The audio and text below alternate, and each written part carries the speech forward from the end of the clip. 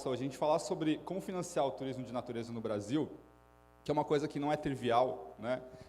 E é muito legal que a gente possa estar discutindo isso aqui hoje com um público tão qualificado, né, que se interessa aí sobre ecoturismo.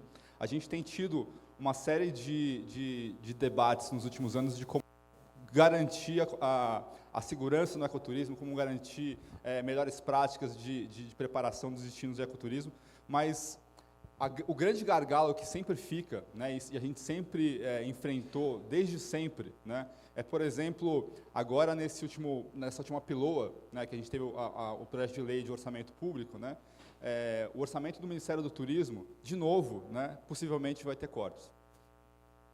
De novo, a gente tem uma situação de entender o Ministério do Turismo como uma coisa praticamente acessória, né, no orçamento federal. A mesma coisa nos estados, a mesma coisa muitas vezes nos municípios que às vezes nem tem orçamento, às vezes é só a pasta ali, as pessoas que estão na secretaria que ali na relação conseguem tocar, né, o dia a dia, né? A gente tem um ex-secretário de turismo que pode me falar se eu estou mentindo ou não.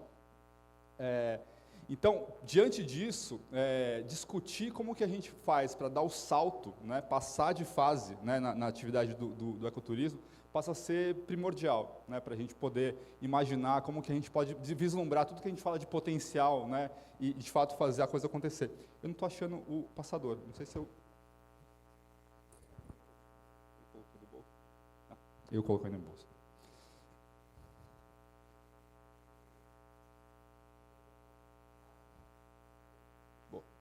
Bom, atualmente eu estou trabalhando como um burocrata lá em Brasília, da conservação, no Banco Interamericano de Desenvolvimento, mas eu já fui esse cara aqui, né?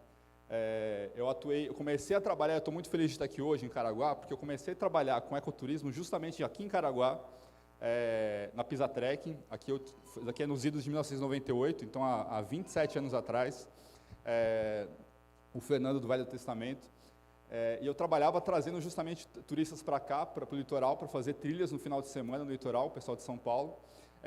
A gente fazia aqui a Tabatinga até a Maranduba, né, atravessava as praias desertas aqui no litoral. E desde aquela época, eu lembro que eu tive uma situação, eu tive um grande mentor, que foi o Maurício Lino, né, saudoso Maurício Lino, que foi um dos meus professores, né, nessa agenda do ecoturismo. E eu lembro um dia que me marcou bastante, que a gente foi juntos no Banco do Brasil, que ele queria comprar uma van, né, para a operadora, a gente sempre alugava, né, para fazer esse trabalho. Ele queria comprar uma van. E a gente foi lá no Banco do Brasil. Isso era em 2001, mais ou menos, né? Naquela época, não sei se vocês lembram, mas a taxa de juros no Brasil era de 40%. Então a gente foi assim empolgadaço, falando dos modelos que a gente ia comprar da van e tal. A gente voltou triste, né, porque o gerente do banco nos deu a péssima notícia que ia ser inviável, né, de fazer aquela aquisição, né? Então, o sonho ficou guardado, né, para um dia, talvez, né? Mas isso me marcou bastante para pensar um pouco, e a gente começar a refletir e trazer um pouco do contexto do que eu queria trazer para vocês aqui hoje, a gente começar a refletir de algumas situações. Então, para começar, eu queria perguntar para vocês, que lugar que é esse aqui? Esse aqui é bonito. E esse aqui? Esse aqui é bonito também. E esse aqui? Opa. Passou. E esse aqui? Diamantina, aqui, começo aqui do Vale do Pati, né? A travessia, né, Poli? Subindo ali o Gerais do Vieira. E esse aqui também é Diamantina. Só que a gente está aqui já numa outra parte, aqui perto de Mucugê, né? Uma área que é bastante produtiva, né, no turismo rural. No turismo rural, não, na produção agrícola. E esse lugar aqui? Brotas. E esse lugar aqui? Brotas também.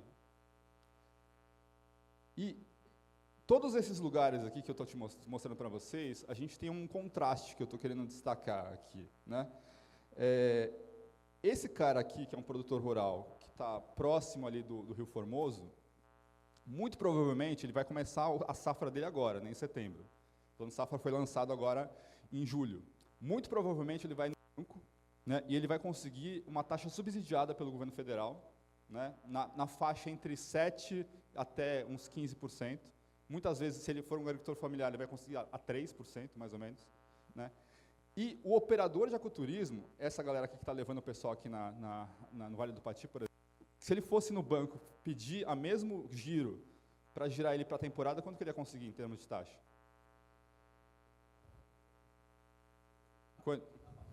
A partir de 15. Para começar, né? Para começar. Mas eu diria que a maior parte das vezes ele vai para cima de 25, em média. Né? Quando ele vai lá conversar ali com o gerente do banco, em média ele vai para cima de 25. É ou não é? Fora as garantias, né? A gente nem falou de garantia aqui ainda, para assim, não ficar mais triste a coisa. Esse é um outro caso legal também, né? Agora a gente tem na concessão do Iguaçu uma nova modalidade que são os encargos acessórios, né? Estou muito feliz que a coisa está acontecendo. Lá em 2017 a gente discutiu a lei e tal, muito legal o que está rolando agora. Então vai ter recursos para o entorno da unidade, né? Mas mesmo assim, que a gente tenha recursos para o entorno da unidade, a gente tem uma questão, né? Do que adianta a gente fazer capacitações e fazer fomento ali ao desenvolvimento, que é muito importante, é extremamente relevante que vai acontecer isso, mas, ao mesmo tempo, se a gente pega um lugar, por exemplo, em Capanema, né, que é um município onde vai ter investimentos lá da concessão nova, a área é muito rural, né? Então, assim, para a gente poder induzir um jovem, vamos imaginar um jovem ali no interior do Paraná, que queira atuar com ecoturismo, vai ser muito mais fácil, obviamente, né, que o agronegócio traga ele para a atividade dele. E é óbvio, né, é muito mais lucrativo e muito mais fácil ele acessar um capital inicial, né, para desenvolver a atividade.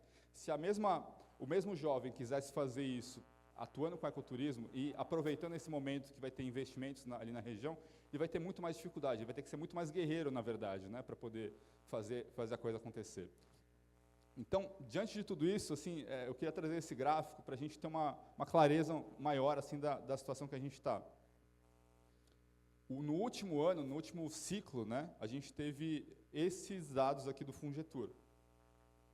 Entre 2023 e 2025, a gente teve 2 bi e 100 milhões para atividade. Nós tivemos, no último plano safra, 330 bi, aqui são bi, perdão, B de bola. 2,13 bi contra 330 bi. Quantas vezes que é isso aqui, fazendo uma conta? 155 vezes, né, a diferença. Né? E é óbvio que o agronegócio é muito importante para a economia nacional. É óbvio que para a balança de pagamentos do Brasil é o principal setor. Né? E é muito legal que a gente possa ter a capacidade como sociedade de financiar e subsidiar o financiamento por uma atividade tão importante que traz tanta riqueza para o Brasil. Só que para acontecer tudo isso, isso não veio da noite para o dia. Né? A gente fez, e eu fiquei muito feliz aí das palestras que a gente teve anteriormente, né, a participação que o Jaime está liderando, né, lá em Brasília atualmente, e o fato da Beta estar começando a fazer um trabalho mais forte, institucional, né, é porque tudo isso daqui aconteceu basicamente porque existe uma forte articulação institucional desde muito tempo e muito forte do agro para que isso aconteça. Né? A disputa, né, política dos políticos do Mato Grosso do Sul, por exemplo, para a questão do plano safra, é ano a ano. O debate é anual. Né? Muito difícil a gente ter uma discussão no mesmo nível, no mesmo termo, até sobre a mesma pauta. A gente nem discute o volume do Fungetur. A gente nem questiona, né, o volume do Fungetur. E como que o Fungetur, eventualmente, está sendo executado, de fato. Né? Porque, mais do que ter o 2,13 bi, é como que ele está sendo executado, de fato. Quem que acessa o Fungetur atualmente? Quantas pequenas empresas e microempresas do ecoturismo acessam o Fungetur diretamente? Para quem que ele está servindo? Então, isso diz muito sobre as nossas escolhas como sociedade. Né? Esse gráfico mostra as nossas escolhas como sociedade, e se a gente pegar um gráfico lá dentro do Fungetur, vai ser também uma escolha do setor de turismo, como que a gente está escolhendo ser, né? E de que maneira que a gente está se propondo a trabalhar. Se a gente fizer um exercício aqui, eu trouxe algumas informações pensando em algumas coisas éticas baseadas no muitas das experiências que eu tenho nessa discussão de crédito. Se eu pego lá uma pequena empresa, microempresa de receptivo, estou falando do receptivo do nosso interior do país, que é a realidade do associado da Beta, ou a realidade do operador de ecoturismo. Né? Ele vai ter normalmente ali essa taxa para ter um giro de uma temporada que ele vai preparar. se ele quiser preparar a equipe dele, o capital dele, a estrutura dele para a temporada, né, que é a mesma lógica que a pessoa do agro vai ter de preparar ali a sua semente, o seu fertilizante, né, para preparar para colher depois, para a gente colher, né, o que a gente colhe é preparar ali, fazer o bloqueio no hotel, fazer a preparação do transporte e tudo mais, contratar pessoal, né, contratar alimento, eventualmente, para quem tem restaurantes e bares. Tudo isso vai ser associado a uma necessidade de capital de giro, né? Só que isso daqui torna essa competição muito inviável, no final das contas, né? Eventualmente, eu posso até ter, nas cooperativas, um Sicredi, um Cicobi, uma taxa menor, né? O Fungetura, ele possibilita, sim, que a gente possa ter um acesso a um capital mais barato, né? Ele fala dos 5% mais o INPC, né, Jaime? É a previsão que a gente tem. Então, uma taxa boa. Mas, no final, o custo efetivo, de fato, né, que o tomador toma, acaba sendo muito maior do que isso, porque tem spread bancário, tem garantias, tem um monte de coisa que na ponta do lápis ali, o gerente do banco vai colocar uma taxa de pelo menos 17, 15, 17, muitas vezes, né? Um Pronamp, né, o médio agricultor, também está nesse patamar, mas o custeio agrícola é muito mais barato. Então, a gente vai ter até uma situação, por exemplo, um Pronaf Agroecologia, né, um agricultor familiar. Eu imagino, tem alguém da Canastra aqui, da Serra da Canastra? Mas eu imagino, eu vou muito para a Serra da Canastra, né, porque minha mulher é de lá.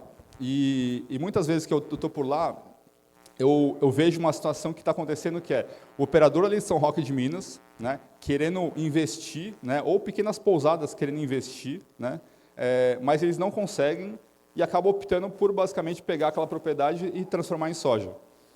Né? Porque essa conta aqui mostra o porquê, né? Esse gráfico mostra o porquê. O custo de capital é um custo importantíssimo na equação, né, do desenvolvimento do ecoturismo. E, na prática, isso vai refletir em situações como essa. Né? Se eu quiser, por exemplo, um receptivo pequeno, né, que vai fazer tomar um giro, né, ele vai ter essas taxas aqui, no melhor dos cenários, na verdade, né, porque essa prazo de pagamento também é uma questão que é muito difícil de acontecer. Uma pousada, a mesma coisa, né? Estou pensando em patamares aqui do Fungetur, tá? Um operador de raft, né? O operador de raft, ele não consegue colocar o bote dele como garantia, né? Como uma pessoa do agro coloca a máquina como garantia, por exemplo, né? Ele penhora ali a safra ou coloca uma alienação da própria máquina como garantia. Então, isso vai quebrando nossas pernas, né, no final das contas. E se a gente faz uma comparação, tem uma questão crítica também que o Plano Safra ele prevê uma obrigatoriedade dos bancos de oferecer, né, aquele crédito naquela taxa. O Fungetur, não. O banco oferece se ele quiser. A taxa ele tem que executar, mas ele oferece para a primeira opção ali do balcão se ele quiser.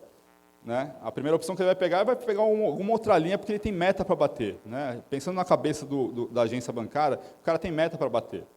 Ele não vai se comprometer com uma coisa que ele não conhece, é arriscado. Né? Então, é muito mais difícil que ele faça, né, de fato. Deixa eu pegar uma aguinha aqui. Enquanto vocês vão olhando e refletindo aí a tabela, deixa eu beber uma aguinha.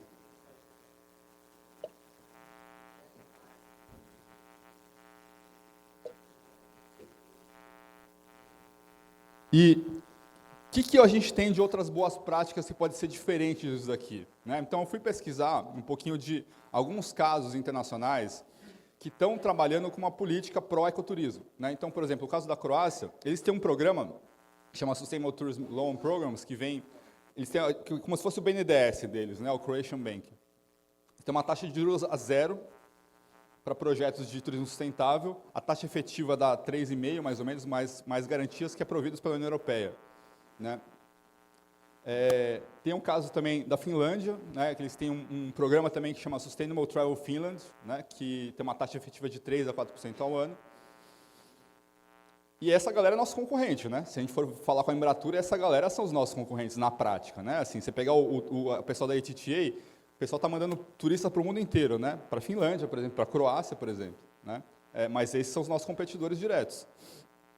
A França, a mesma coisa, eles têm um programa agora que está dentro da pauta de transição ecológica, né? que é o Agir por a Transição Ecológica, tem uma taxa efetiva de 4% ao ano, mais garantias ofertadas pelo próprio Estado. Quer dizer, é uma estratégia explícita, não é blá, é uma estratégia real de execução. Tá? Então, eu quero, de fato, não simplesmente fazer fotos bonitas em eventos, né? E dizer que o Brasil é legal e o principal potencial é ecoturismo. É, de fato, a execução disso, né, na prática. Também tem outros casos que são bem interessantes da gente pensar como estudar, né?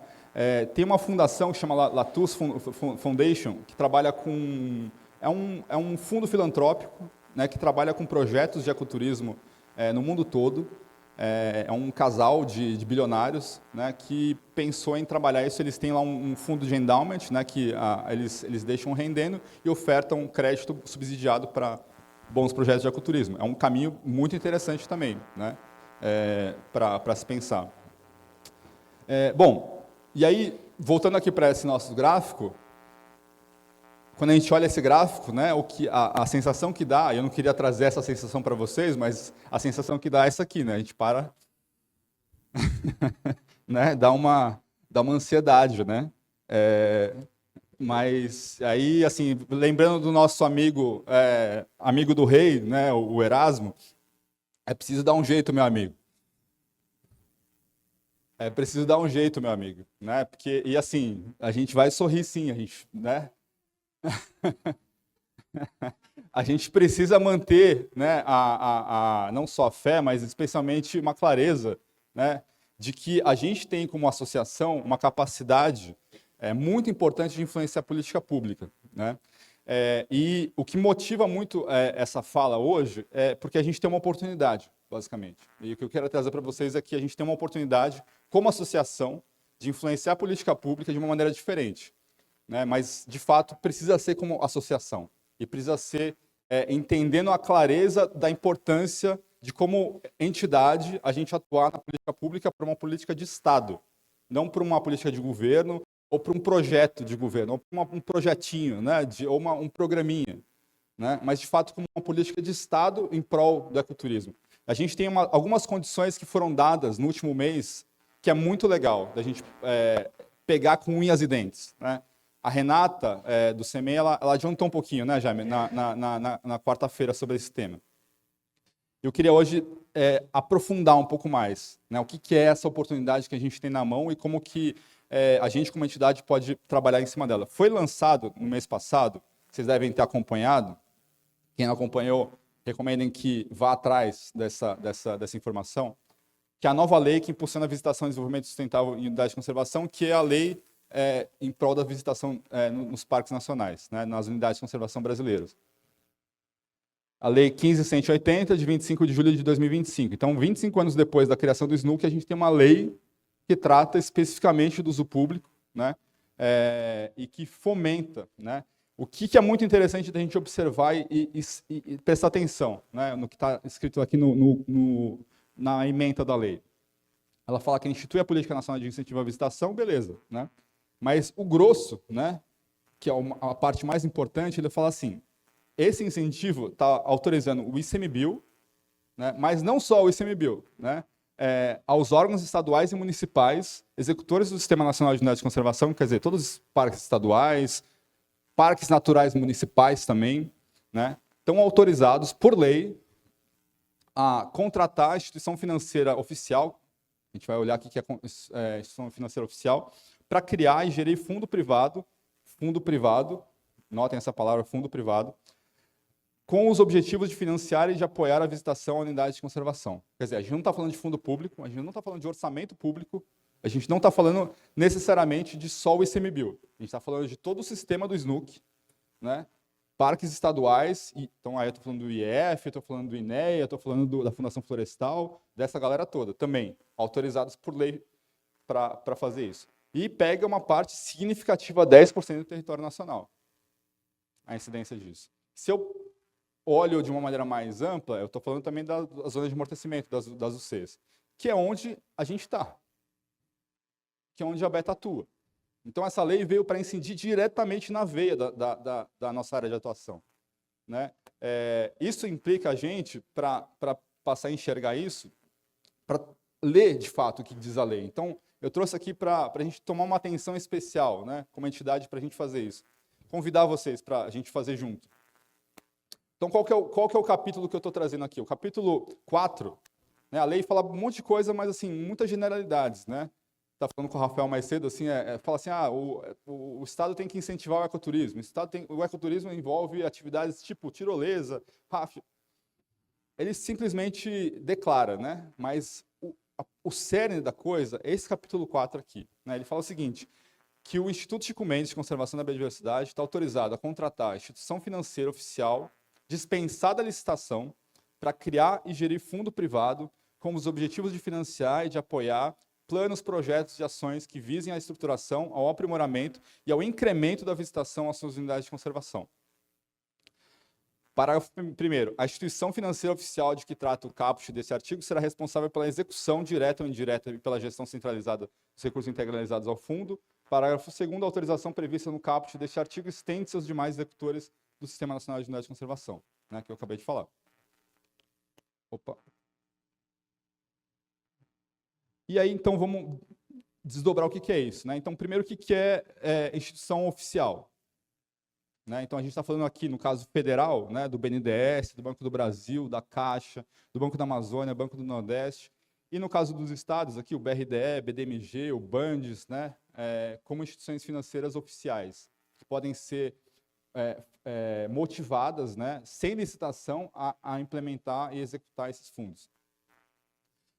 Aí depois a gente tem, tá, beleza, então eu posso criar, junto com o ICMBio, junto com a Fundação Florestal, ou as unidades municipais, as prefeituras que gerem unidades municipais, elas podem contratar aí essas instituições para estruturar esses fundos. E de onde que podem vir o dinheiro, né, para alimentar esse fundo? Então, o primeiro item foi vetado, né, que era uma parte, né, das compensações ambientais. 5% das compensações ambientais. Eu até acho que foi uma má estratégia de colocar 5% das... Poderia simplesmente deixar recursos compensatórios, né? Acho que foi... E esse foi o motivo da justificativa do veto, né? Inclusive, de ter colocado um valor fixo ali, obrigatório, né? Das compensações. Enfim, mas não está perdido isso ainda. Então, o segundo, doações realizadas por entidades nacionais e internacionais, públicas ou privadas, rendimentos oferidos com aplicação dos recursos, então eu posso fazer um esquema de os rendimentos mesmos poderem fazer parte do orçamento. Quer dizer, no final do ano não é aquele formato que o orçamento depois vem e rapa, né, o recurso, né, então é um fundo que ele tem a possibilidade de ter rendimentos próprios. Aqueles destinados em razão da celebração de termos de ajustamento de conduta, termos de compromisso e outras modalidades de transação judicial e extrajudicial. Aqueles provenientes de convênios, de contratos, de acordos firmados entre entidades públicas, privadas, nacionais, internacionais ou estrangeiras. Outros valores que forem destinados, quer dizer, ele está deixando de uma maneira bem ampla para a gente poder ser criativo e construir, né, diferentes fontes. E ele faz uma vedação, quer dizer, esse recurso não é para fazer o custeio do órgão, né? Não é para a gente mascarar, né, uma falha aí de orçamento para fazer um custeio ali do dia a dia do órgão. É, de fato, para focar na agenda da visitação de uso público de maneira estratégica. E aí, quando a gente tem esse item aqui que foi colocado sobre potenciais fontes, né, e fala aí de acordos judiciais, extrajudiciais, eu comecei a olhar, né, diferentes possibilidades que a gente tem. Né? Uma delas, que eu queria trazer como provocação, a gente tem 30 bi parados em multas que foram convertidas, que podem ser feitas, o programa de conversão de multas do IBAMA. Né?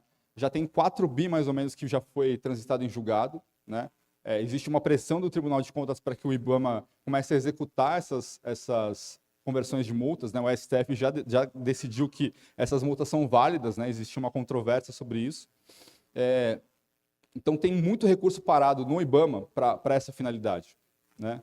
Quer dizer, não está para essa finalidade específica para visitação em parques, mas a previsão que a portaria de conversão de multas traz, ela fala também de ecoturismo. E vamos lembrar que a gente tem uma oportunidade de ouro. Né? A gente tem um presidente do IBAMA que é um dos maiores fãs do birdwatching, né? Que é o Agostinho. É um cara que, assim, é muito favorável a essa causa, especialmente. Acho que vale muito a pena da gente discutir e trazer como proposta para ser trabalhado. A mesma coisa, diferentes outras fontes. né? E eu queria trazer, mais especialmente, eu tenho tido a experiência de trabalhar lá no BID com algumas dessas fontes, mas mais especialmente essas duas aqui do meio, né? Que é o GEF, o Green Environment Facility, e o GCF, que é o Green Climate Fund. Esses dois estão fazendo grandes investimentos, né, no Brasil e na América Latina em diferentes frentes, mas especialmente quando a gente vai ver em todas as notícias, né, geralmente eles falam investimentos em bioeconomia, né? E aí quando fala bioeconomia, geralmente está falando de extrativismo ou está falando de restauração florestal. Mas o que a gente faz não é uma atividade da bioeconomia? O ecoturismo? É ou não é? A atividade que a gente faz não é um serviço ambiental que ajuda a manutenção da conservação? Então, será que a gente não está deixando de apresentar isso, né, de fato, como uma oportunidade de alocação desse recurso? Então, essas diferentes fontes aqui, essas duas são as principais, a meu ver, né? Eu estou trabalhando num projeto, por exemplo, de 2 bi em recuperação de áreas degradadas, de dólares com o GCF. É uma das fontes potenciais, que a gente poderia trabalhar e traduzir isso, de fato, como uma oportunidade de bioeconomia. Todas essas outras aqui, o Fundo Clima, o Fundo Amazônia, o Blue Natural Capital da UCN, o UK Pact, todas elas, em diversas medidas, no mundo todo e mesmo no Brasil, já fizeram projetos, né?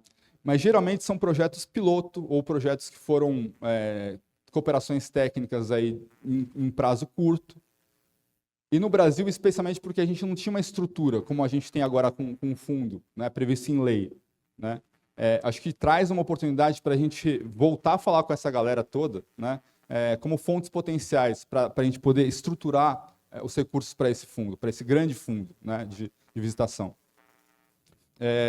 Outras também filantrópicas, a gente tem várias filantrópicas aqui que também já trabalham com o Brasil em diferentes frentes, né? Já trabalham com ecoturismo, inclusive, né? A Fundação MOR, por exemplo, trabalhou bastante com o ICMBio, em apoio à pauta do uso público. Mas todas essas outras também são potenciais. Como está o meu tempo, Poli? Todas essas outras também são potenciais. É muito a gente ter portfólio, né, para apresentar, de fato. Porque, geralmente, o que eu aprendi nesses últimos anos, trabalhando com financiamento para conservação, é que o que faz a diferença é a gente mostrar um bom cardápio, quer dizer, um bom portfólio de projeto, uma boa estrutura, né, que tenha sentido, tenha começo, meio e fim, e possa ser bem apresentado com uma lógica de indicadores claros, né?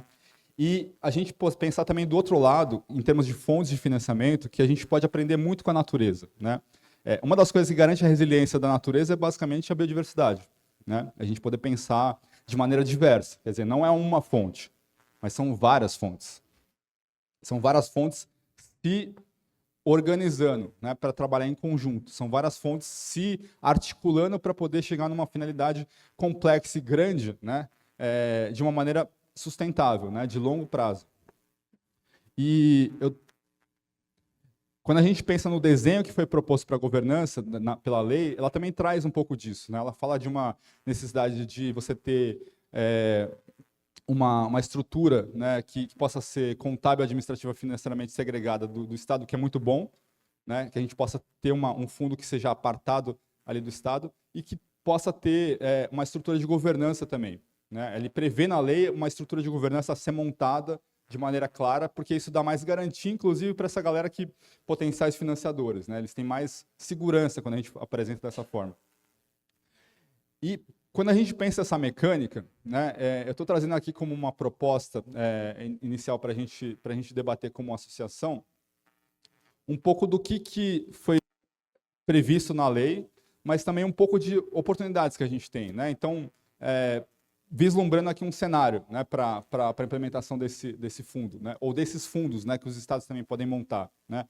A gente tem uma possibilidade, por exemplo, de ter diferentes fontes, né, então, como eu falei, multilaterais, filantrópicos, trust funds e endowments, obrigações a fazer, todos os recursos de compensação ambiental, recursos de conversão de multa. Compensação ambiental, a gente tem muita compensação ambiental nos estados, né, que podem ser trazidos. Tem muita conversa que a gente pode fazer com o Ministério Público, por exemplo, né, para reverter os TACs, né, lá em Bonito, eles estão trabalhando nesse sentido. Então, é muito importante a gente poder ter clareza que, com um instrumento como esse, a gente passa a poder apresentar de uma maneira mais estruturada para o Ministério Público, né? A gente pode chegar no MP e falar assim, poxa, teve aquele acidente lá em tal mineradora, né? A gente pode trazer essa oportunidade, né, com o Ministério Público de ter uma compensação sendo feita via, né, um fundo estruturado para uso público e ecoturismo nos parques, de maneira mais bem montada. Junto com isso, isso aqui é uma provocação também. Assim, a gente tem os encargos acessórios das unidades agora que poderiam muito bem ser melhor aproveitados, né, sendo feitos de uma maneira rotativa, não ser gasto o dinheiro, né, usar um recurso que você gasta e acaba o dinheiro, mas você possa colocar num fundo que ele possa ter rendimentos e possa ser reutilizado, né. Uma coisa é você gastar os 10 milhões que tem lá no Iguaçu, ou tantos milhões que tem na Tijuca agora, de encargos acessórios, simplesmente com projetos, né. Outra coisa é você poder utilizar ele de maneira estruturada, né. E também a gente tem uma possibilidade, quando a gente monta uma carteira dessa, a trazer investidor catalítico. Quer dizer, aquele investidor que ele não quer retorno direto, mas ele quer um retorno de impacto, né? Mas quando a gente faz isso, a gente está trazendo isso em conjunto com outros. Geralmente, esse investidor catalítico ele quer casar dinheiro, né? Ele não quer investir sozinho. Mas ele olhando que eu tenho aqui outros dinheiros, né? Ele fica mais seguro de colocar o dinheiro, né, catalítico dele. Então, passa a fazer mais sentido, né, uma estrutura dessa. E aí, então, organizando todas essas fontes, a gente pode ter, né, então, a alocação para um gestor financeiro, lá um BNDES da vida, fazendo essa gestão, tendo, de fato, uma ótima governança, né, que acho que essa é a diferença, que pode fazer toda a diferença, né. Eu vou falar um pouco do Fundo Amazônia. O Fundo Amazônia ele teve uma mudança de gestão agora no começo do último governo, né, e agora, nesse governo, ele retomou, né, a governança que tinha previsto. Isso, sim, fez uma chegada gigante de recursos, né, 4 bi de dólares. Né, no Fundo Amazônia, basicamente porque tem uma governança robusta, né? Quer dizer, quem vai colocar dinheiro ele quer saber que está tendo uma gestão, de fato, transparente, né? Então, o que eu estou vislumbrando aqui é um conselho deliberativo paritário, comitê de investimento, um comitê técnico-científico, onde a Beta pode estar aqui ser um dos principais atores, né, para desenhar os projetos, para propor os projetos, para validar os projetos, né, ser um curador dos projetos, né, que possam ser apresentados, possam ser até um provocador nos territórios dos projetos para ser apresentado. E o que é muito importante, a gente de fato montar uma carteira de portfólio de projetos, né, para ser apresentada, com começo, meio e fim. Né, isso, na ideia, a gente poder ter adicionalidade ambiental, econômica e social, e uma coisa super importante também, né, que as boas práticas têm mostrado, a auditoria. A auditoria é de uma das Big Four, né, de uma das 4 grandes auditorias. Isso faz toda a diferença também. Que aí eu mostro para o investidor potencial, para o doador ou para o Ministério Público que eu tenho uma gestão clara, né, de governança sobre o recurso. E também, por último, mais importante também é a transparência. Né? Você tem um portal de transparência total do uso do recurso, para que ele possa ser, de fato, bem gerido pela sociedade, acompanhar a sociedade tanto dos resultados quanto da execução orçamentária. E uma coisa que eu coloquei aqui também é, por que não, né, voltando à nossa conversa lá atrás, da questão dos juros, né, para o uso público, e por que não esse fundo poder ser uma estrutura para garantir créditos ativos ou garantias para as operadoras? Né? Por que não a nossa dificuldade que a gente tem hoje para garantias junto ao Fundo Getúlio ou junto a qualquer linha de financiamento possa vir dessa estrutura aqui? Né, com um grande colchão de garantias. Porque isso vira o jogo. Né? Aí sim a gente passa a ter uma discussão de Estado, né, clara de que o pequeno operador, ou o MEI, né, que é guia, ou nossa cadeia, possa estar acessando esse crédito, de fato. Né, possa estar drenando isso, porque eu tenho uma garantia estruturada aqui, né, soberana, para poder apresentar, né, o sistema financeiro. E quando a gente pensa lá no agro, né, e a gente vê... Alguém já foi aqui numa feira do agro? Né? Feira rural. Né? Em tudo quanto é lugar no Brasil, a gente tem, perto da gente, feira do agro. O que tem lá? Tem empresa aí de insumo, né? Tem um monte de trator e máquinas gigantescas, que é bem legal de conhecer. Né? e um está financiando o outro, correto? Porque o produtor rural está lá, e tem vários estandes do Banco do Brasil, Sicredi, toda essa galera está lá, geralmente, né? Porque eles querem ofertar dinheiro para eles. Não tem ninguém do Banco do Brasil do Sicredi aqui, porque os caras acham que a gente é tudo quebrado, tudo duro. Né? Mas, finalmente, assim, se a gente for ver, e essa provocação é também, nas cidades de vocês, lá em Bonito, lá em Brotas, lá em todos os municípios que a gente atua, a gente convive com essa galera. É ou não é? A gente convive com o pessoal do agro também. Né? E o crédito que o produtor toma, ele alimenta a loja ali do insumo agrícola. Ele alimenta a revenda, ele alimenta a concessionária que vende o maquinário. Né? A cadeia toda respira a partir disso. Né? O que a gente está propondo com isso daqui é mostrar, e a gente precisa mostrar isso, né, de fato, politicamente, né? Que essa cadeia ela tem capacidade de girar. A gente já não fez um monte de estudo lá, o Beraldo lá no ICMBio já não fez um monte de estudo mostrando que cada real investido na unidade de conservação é 7 vezes que é girado na economia. A gente tem essas informações. A gente tem essa capacidade de mostrar que isso de fato acontece, em termos de... E a nossa cadeia é mais longa até. Né? A gente consegue impactar em termos de tributos e tudo mais. Bom, e aí, como eu falei, a gente tem uma necessidade de ter uma proposta clara. Né? Quer dizer, não adianta nada a gente montar uma estrutura de um fundo se não tiver uma estrutura clara de projetos. Né? Então, eu estou trazendo aqui uma proposta de eixos de atuação, que é baseada um pouco da nossa experiência que a gente construiu nesses anos aí, trabalhando juntos aí em consultorias, em projetos e tal, que é a gente ter 4 componentes. Né? Lá no BID, a gente trabalha geralmente nessa estrutura, 4 componentes. Então, tem um componente 1 de infraestrutura turística, 2 de reforço de capacidades, 3 de créditos e garantias e 4 que é apoios à conservação que o ecoturismo provoca. A gente tem um instrumento que já é montado e tem fundamentação técnica, que é o REVU. Quer dizer, aonde executar o recurso, para que executar o recurso, quais modalidades de executar o recurso, o REVU pode ser um instrumento que a gente pode utilizar também como base. E aí, o que seria isso aqui na prática? Né? Infraestrutura turística. Então, quando a gente apresenta uma proposta, né, para a estruturação desse fundo, a gente vai precisar ser muito claro, né, de definir assim, eu vou querer quantos centros de visitantes? Quantos que faltam no Brasil?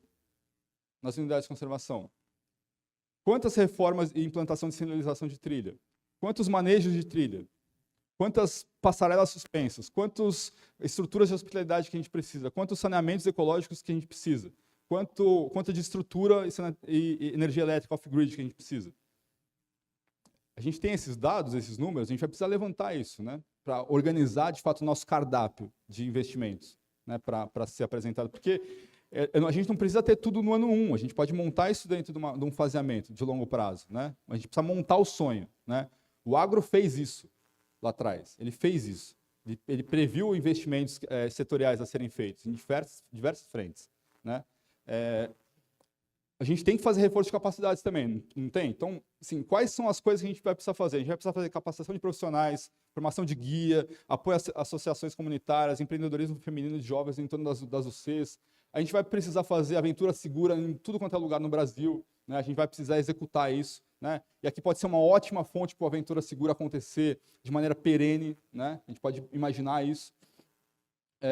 Reforço de capacidades institucionais também dos servidores. Né? Vai ser muito importante o ICMBio ser reforçado, né? Os órgãos estaduais serem reforçados também.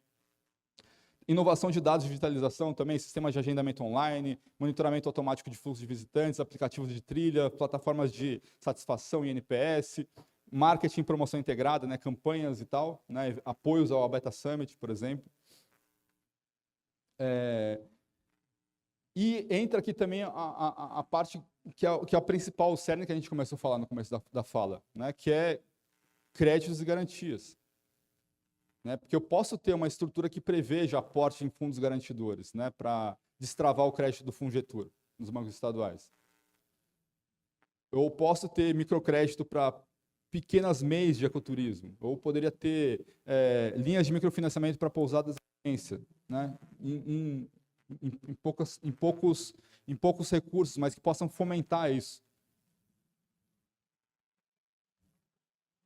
Eu posso também ter reserva de risco e liquidez. Né? Uma das coisas que é muito importante que eu tenho visto, boa parte dos fundos que têm sendo feitos no Brasil, climáticos principalmente, tem fomentado investimento em adaptação e resiliência climática. Né? São bilhões, né, que a gente vai ouvir falar na COP bastante, né, de bilhões em investimentos. Cara, quando a gente faz gestão de risco, a gente está fazendo adaptação climática, quando a gente não faz atividades, por exemplo, sim, todas as tragédias que a gente teve no Brasil, se a gente lembrar, tinha uma sociedade aberta, apoiando. É ou não é? Aqui, eu morava aqui em São Sebastião, aqui no litoral, quando teve aqui o deslizamento, tinha um monte de operadoras de ecoturismo apoiando. Seja com barco, seja com bote, seja com capacidade de equipamentos de vertical. Né? A gente está sempre lá em atividade de adaptação. Né? Mas mais do que isso, a aventura segura é uma atividade de adaptação climática também. Né? Mas a gente não se vende assim. Né? A gente poderia se vender aos fundos climáticos dessa forma. Né? A gente está fazendo adaptação climática, né? Através dessa resiliência climática, através da atividade da gestão de risco. Lá em Foz, a gente tem um ótimo exemplo disso, de como isso funcionou. Lá tem o Fundo Iguaçu. Né? Lá em 2017, 2018, a gente teve uma mega chuva, né? Um mega temporal, que acabou, né? Uma das principais comunidades ali que tem boa parte das pessoas que trabalham com turismo lá em Foz do Iguaçu. E arrasou, né, a comunidade. O fundo que financiou a recuperação daquelas áreas foi o Fundo Iguaçu. O ecoturismo apoiou a reconstrução e o apoio para aquelas famílias, diretamente. Né? Então, essa também é uma estratégia possível que a gente pode imaginar, né? Como uma estratégia. Inclusive, eu tenho vários momentos que a gente teve agora no ano passado, lá no Rio Grande do Sul, né? Por exemplo, que um fundo desse poderia ser um fundo de apoio, né? Para apoiar essas famílias e essas operadoras que estão passando por dificuldades naquele momento para se reerguer, né? Basicamente. E também, assim, a gente pode prever também um conjunto de atividades voltadas para a conservação, porque a gente já faz isso, né? Mas de uma maneira estruturada. Eu estou me estendendo um pouco, mas eu só queria trazer aqui, assim, para mostrar que o que a gente está falando aqui não é nenhuma viagem. Né? A gente hoje tem isso previsto em lei, e o Fundo Amazônia pode ser uma grande farol aqui, uma grande luz aqui para a gente ter como benchmark. Né? Porque essas coisas todas que eu falei é exatamente o que o Fundo Amazônia está fazendo. Né? Tem um portal, né, de transparência, tem um portal de informações, vale muito a pena vocês entrarem para a gente ver juntos esses materiais. Então, eles têm, como eu mostrei, eixo de atuação, eles têm eixo de atuação também, quer dizer, quando eles apresentam para o investidor, para o doador do Fundo Amazônia, eles têm claramente, né, o uso do recurso, a estrutura, as linhas de execução e fomento que o Fundo Amazônia vai fazer, está bem organizadinho, tem metas, né, sendo previstas, é assim que eu consigo mostrar clareza, né, para o doador ou para o investidor. Eu tenho metas aí, tenho transparência da execução também, então eles têm relatórios de atividade, auditorias, né, informes de carteira, eles têm uma contratação da Ernst Young como auditor da execução orçamentária. Tem um mapa, né, da onde que está acontecendo os projetos, quer dizer, imagina isso aqui no ecoturismo, eu ter no futuro a execução dos projetos do fundo de visitação, né, acontecendo e sendo executado. Tem um relatório de atividades que traz aí uma transparência para doador nacional e internacional, quer dizer, então, por que a Finlândia, a Alemanha, a Inglaterra depositaram recursos volumosos aí no Fundo Amazônia? Eles mostram uma adicionalidade em termos de carbono, né, que é a proposta que eles têm, né, de atividades que vão reduzir o desmatamento. Né, então, eu tenho uma história de carbono positivo aqui, mas eu tenho uma clareza de transparência, né, da onde está sendo executado. Eu tenho uma estrutura de governança, né, que eles montaram. E para fechar, gente, a gente tem aqui uma oportunidade que está muito alinhada, e como eu falei lá um pouco tempo atrás, tem muito a ver com uma questão de linguagem, eu acho. A gente não vende da forma que o que os caras querem ouvir, basicamente, o que esses doadores querem ouvir. Né? As palavras da moda hoje são bioeconomia, né, são regeneração, são restauração florestal, né? De certa forma, a gente ficou à margem. Né? Se você vê na COP desse ano, o que vai ter de agenda de ecoturismo na COP? Muito pouco. Né? A gente ficou à margem dessa agenda. Né?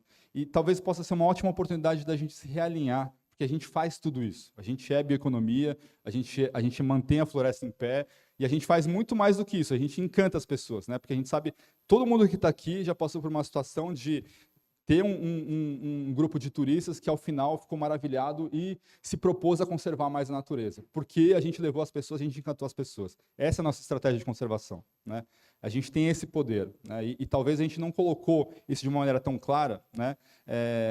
Para estar alinhado com esses movimentos de recursos que a gente tem. Isso aqui que eu estou colocando na tela são as metas do Marco Global da Biodiversidade, que é uma outra COP que teve, não do clima, mas da biodiversidade, agora em 2022, que foi a criação desse Marco Global da Biodiversidade, que ele coloca algumas metas e que é o que fundamenta aquele fundo que eu falei, que é o GEF, né, o Global Environmental Fund. A partir do GEF que são feitos grandes investimentos aí para atingir essas metas do Marco Global da Biodiversidade.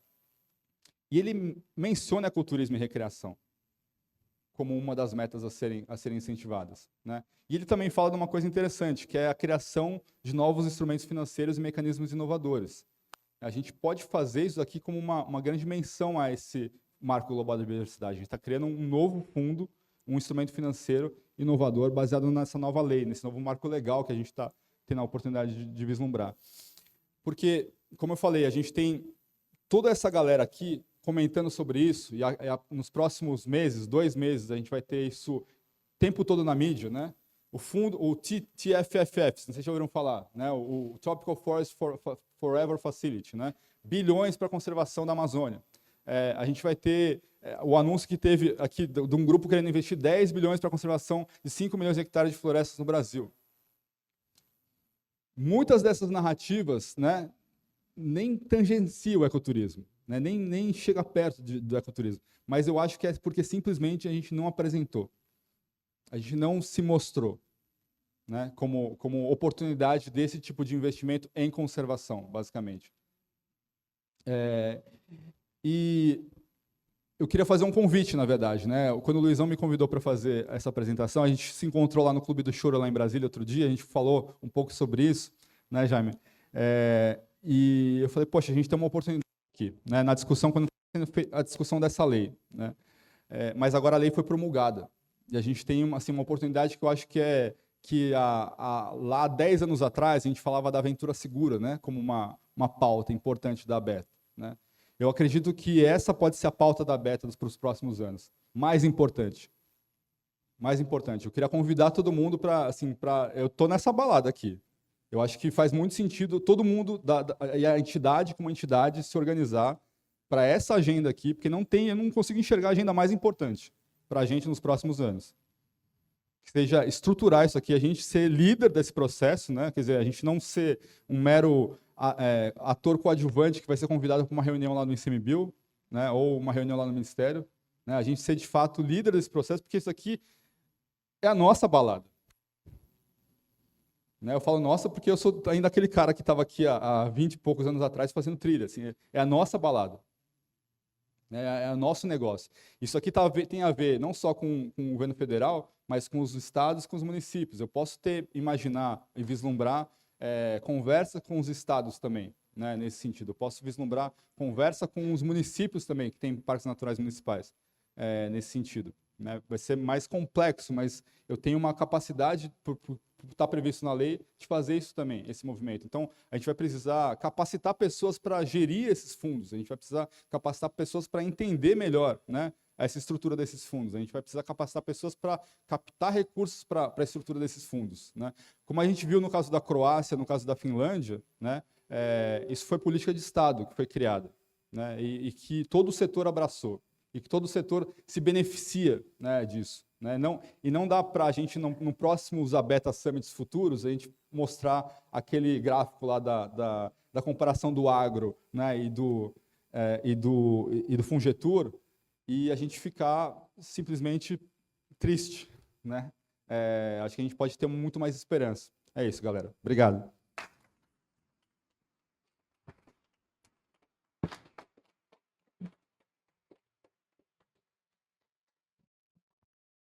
Gente, alguma pergunta, pessoal? Não, porque é bom. Eu tenho ainda aqui 5 minutinhos antes do Fernando poder sair do palco. E aí eu acho que com esse tema que a gente tem aqui, nossa, a cabeça está fervilhando, tá? Depois a gente vai precisar conversar.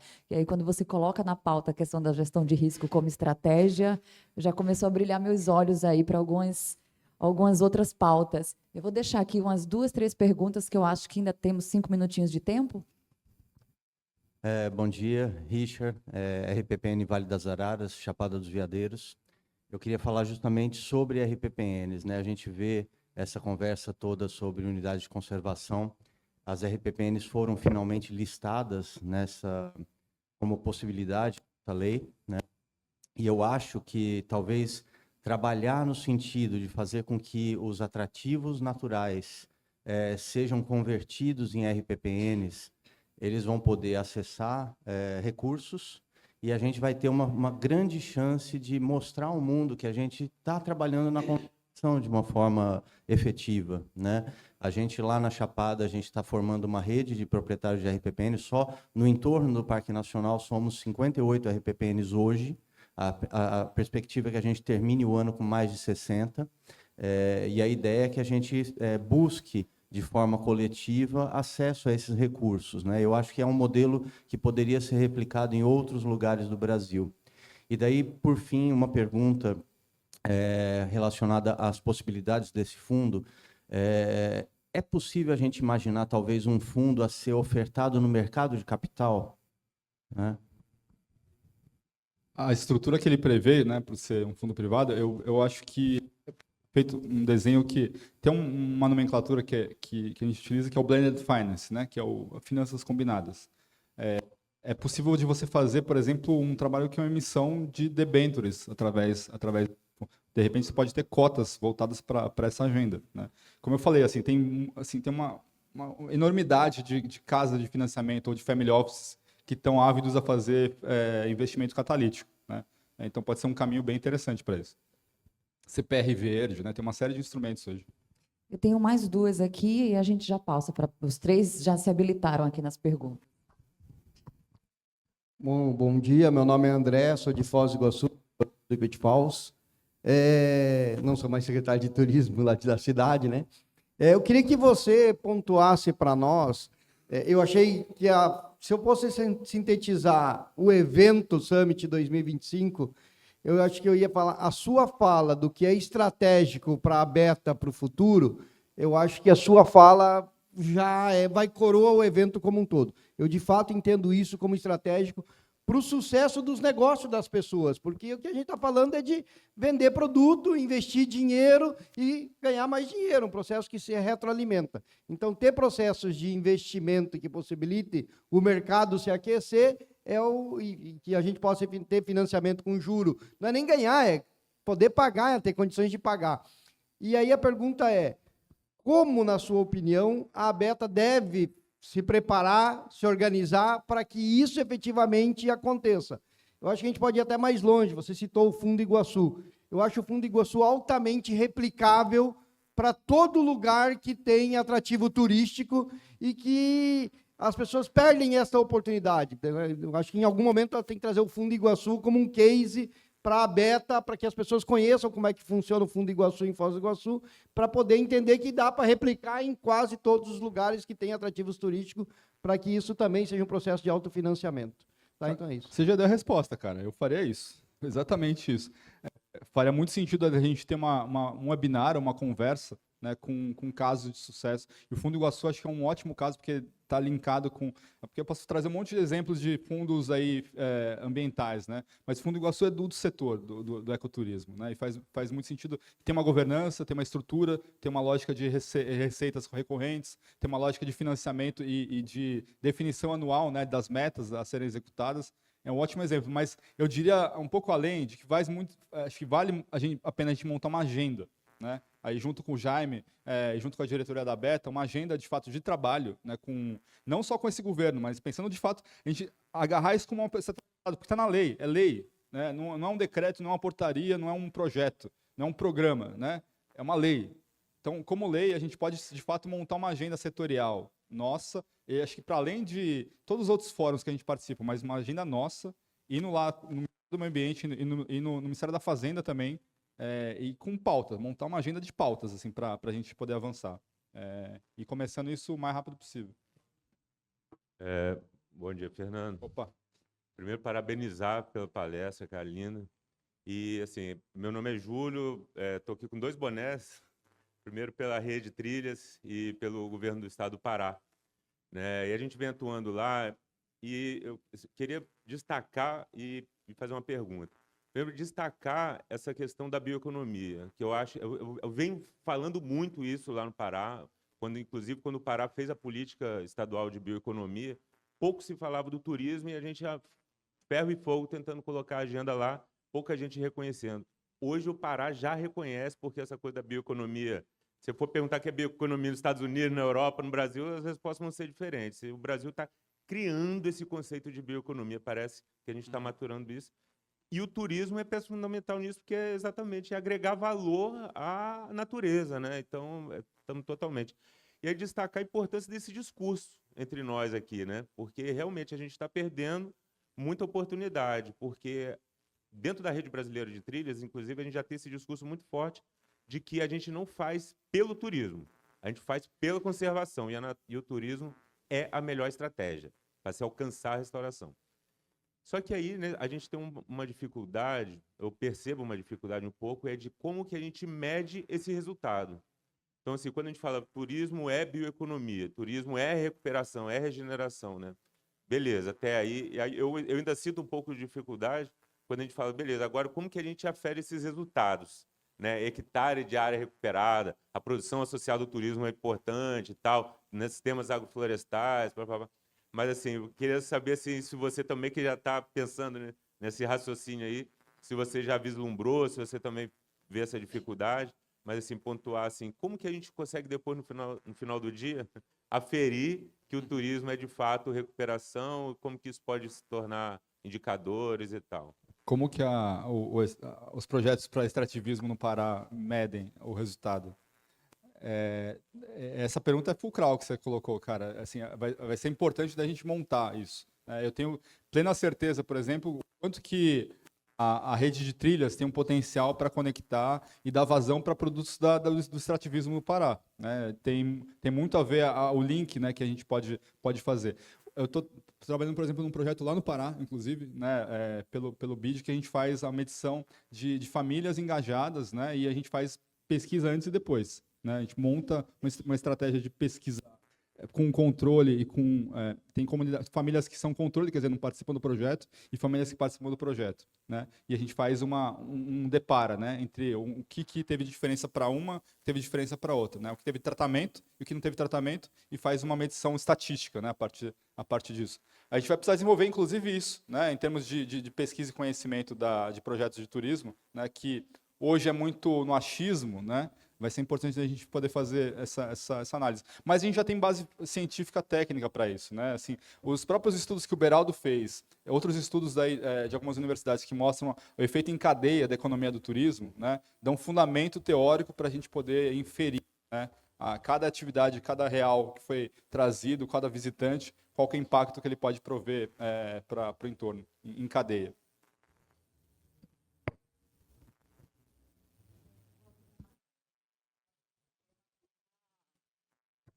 Alguém tem mais alguma pergunta, alguma coisa que vocês queriam colocar? A gente tem mais um tempinho aqui, né? Jaime, alguém? Então tá, então a gente quer? Então tá bom. Bem, Jaime Prado, a Beta, já que eu fui citado várias vezes, daí fui estimulado a ir para o Poliana, eu ia deixar para falar aí. Bem, primeiro parabenizar, Fernando, pela sua apresentação.